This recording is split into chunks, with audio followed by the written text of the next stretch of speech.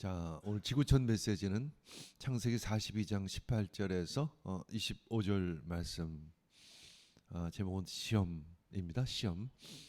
시험은 회개로 건너는 징검다리이다. 학교에서 시험 받는 이유가 뭘까요? 중간고사, 기말고사, 평가하는 거죠. 우리는 그냥 생각이 늘 좋은 성적 받아서 좋은 대학 가는 것이 시험을 치는 이유다라고 생각하지만, 사실은 시험을 치르는 이유는 자신을 평가하기 위해서인 것이지죠. 네. 자, 우리 늘 본질을 한번 돌아보시기를 원합니다. 원래 그 의미를 돌아보기를 원합니다. 자, 시험은 자신을 돌아보게 하죠. 자신을 평가하게 합니다. 내가 지금 시험에 빠져 있다면 그것은 누구를 탓하거나 누구를 원망하는 것이 아니라 나를 돌아보는 시간 되기를 축복합니다.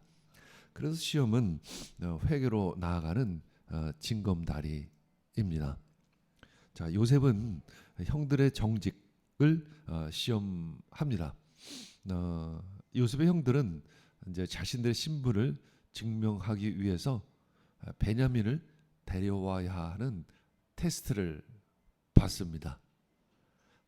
근데 이 테스트가 그렇게 쉬운 일은 아니에요. 여러 가지 어려운 문제가 앞에 있습니다. 특별히 베냐민은 아버지가 잃어버린 요셉 대신 아주 끔찍히 아끼는 아들이죠. 라헬의 두 아들 요셉과 베냐민. 근데 요셉은 야곱 입장에서 이미 잃어버린 것으로 알고 있습니다. 자, 야곱은 그에게 무슨 재난이 미칠까 두려워해서 형들과 함께 그 애굽으로 보내지 않을 정도로 베냐민을 아주 끔찍히 위했습니다. 더군다나 형들로 하여금 어떤 해를 당하지 않을까라는 두려움도 있지 않을까. 이제 형들은 생각했을 것입니다. 아버지가 베냐민을 애굽으로 데려오는 것을 허락할까? 아니면 시므온은 그렇게 데려오지 않는다면 시므온은 볼모로 잡혀 있는 시므온은 죽게 되는 것인가? 그리고 만약에 또 식량이 바닥이 나면, 그래도 흉년이 끝나지 않으면 도대체 우리 가족은 어떻게 되는 것일까? 진퇴양난의 시험 앞에서 형들은 어떻게 할 수밖에 없죠? 회개할 수밖에 없습니다. 그래서 시험은 피할 길이 없는 때가 바로 시험이죠. 근데 우리는 자녀들의 겪는 시험을 우리가 대신 짊어질 때가 자주 있습니다. 그러면 아이들은 자기 자신을 돌아볼 기회를, 아주 절호의 찬스를 놓치게 되는 것이죠. 우리는 그 시험 앞에 정면으로 나아가 자기 자신을 돌아봐야 하는 것입니다.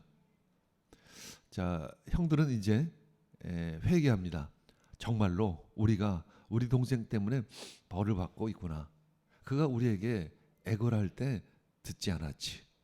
이제 20년 전 일을 회상하고 있습니다. 이제 우리가 그의 핏값을 치르게 되었구나. 요셉은 그들의 말을 듣고는 물러나와 이제 울고 다시 돌아왔습니다. 이제 형들은 이제 자신의 히브리 말로 하기 때문에 요셉이 알아듣지 못하는 줄 알았겠죠. 그러나 요셉은 히브리 사람이고 그들의 말을 다 들었죠. 그래서 그들의 말을 듣고 펑펑 울었습니다. 그리고 다시 돌아와 시몬을 결박하라고 합니다. 요셉의 이 절제된 모습, 자신의 감정을 누르는 그런 모습, 그가 얼마만큼 성장했는지를 우리는 알 수 있습니다. 요셉은 자신의 감정을 억누르고 하나님의 뜻을 이뤄 가죠. 형들이 죄를 회개해야만 합니다. 왜일까요? 그러면 요셉은 그들을 용서할 수 있습니다.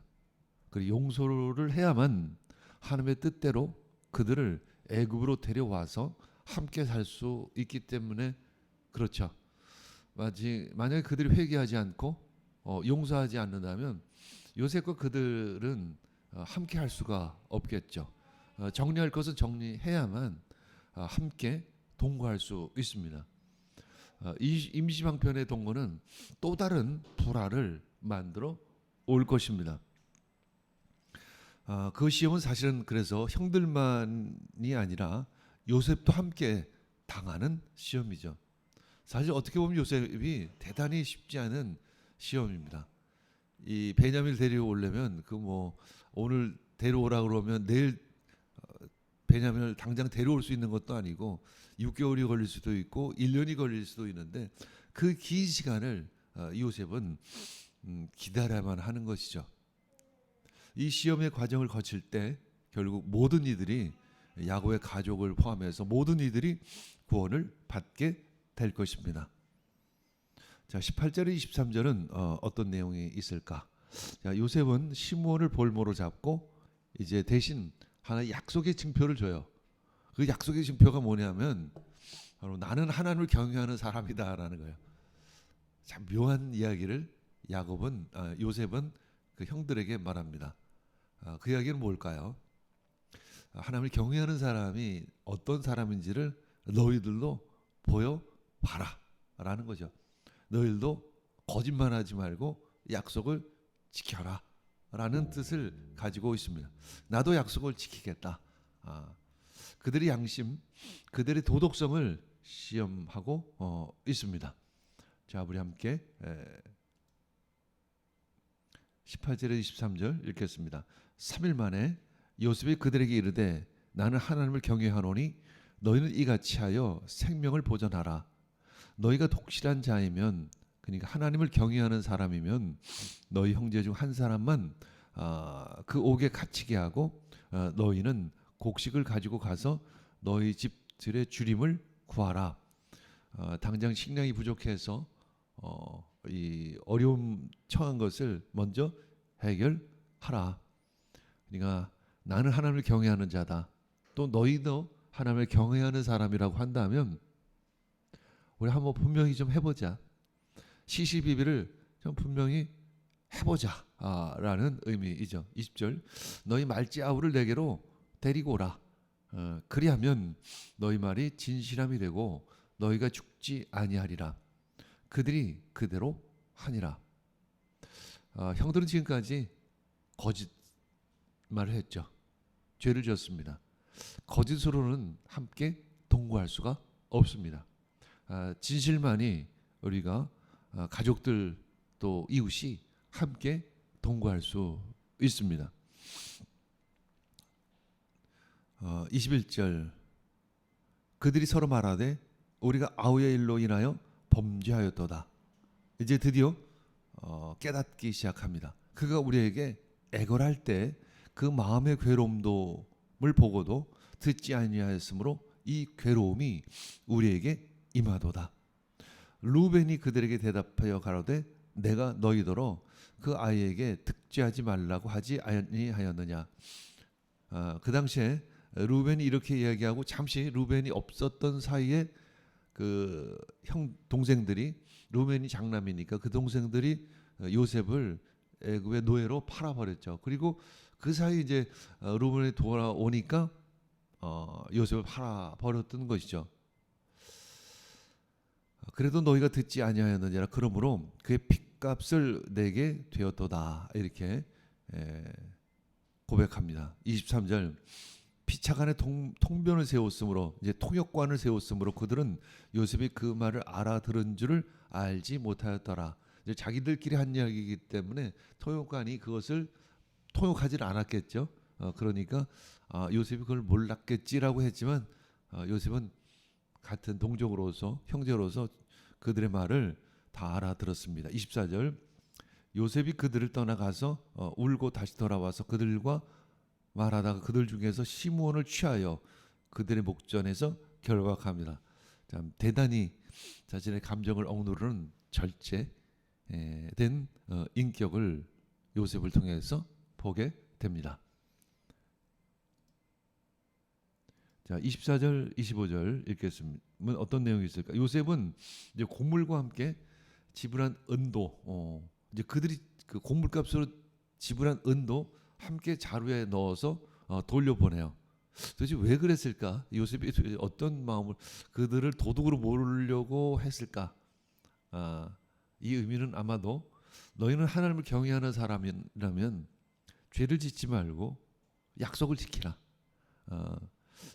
너희들이 잘못 가져간 돈이라고 생각한다면 네가 베냐민과 함께 같이 가지고 와라라는 의미가 될 것입니다. 근데 사실 형들의 입장에서 보면 베냐민만 데려오는 것도 쉽지 않은 일인데 거기다가 이제 마치 자기가 훔친 것처럼 될 수도 있는 은까지도 이제 다시 돌려줘야 되는 상황. 어쩌면 자신의 목숨을 담보로 해야 되는 상황이 사실은 발생한 것입니다. 자, 그런 상황에서도 이 형들은 이 약속을 지킬 것인가 라는 시험 앞에 놓이게 되는 거죠. 자, 함께 읽겠습니다. 24절 그들을 떠나가서 울고 다시 돌아와서 그들과 말하다가 그들 중에서 시몬을 취하여 그들의 목전에서 결박하고 명하여 곡물을 그 그릇에 채우게 하고 각인의 돈은 그 자루에 도로 넣게 하고 또 길 양식을 그들에게 주게 하니 그대로 행하였더라. 아멘. 그렇습니다. 이것은 요셉이 형들을 시험하는 것뿐만 아니라 요셉 역시 쉽지 않은 시험관이었습니다. 어쩌면 자기 자신이 시험을 당하는 그 어려운 시간들을 다시 한번 인내해야 하는 시험이었습니다. 창세기 42장 18절 읽겠습니다. 그들이 서로 말하되 우리가 아우의 일로 말미암아 범죄하였도다. 그가 우리에게 애걸할 때에 그 마음의 괴로움을 보고도 듣지 아니하였으므로 이 괴로움이 우리에게 임하도다. 이렇게 요셉의 형들은 회개할 수 있는 기회를 얻게 되었습니다. 우리 역시 이 시험 앞에 회개하는 자신을 성찰하는 귀한 시간 되어지기를 원합니다.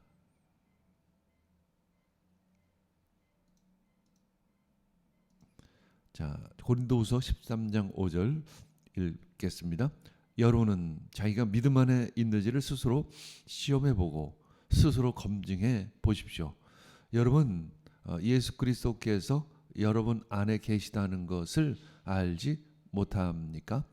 모른다면 여러분 실격자입니다. 자기 자신을 시험해서 예수님께서 자기 안에 계시는지를 한번 시험해 보라고 바울 사도는 우리에게 권면하고 있습니다. 한번 오늘 이 시간 스스로 자신을 돌아보고 시험하는 은혜의 시간, 말씀 앞에 시간 되기를 원합니다. 아멘.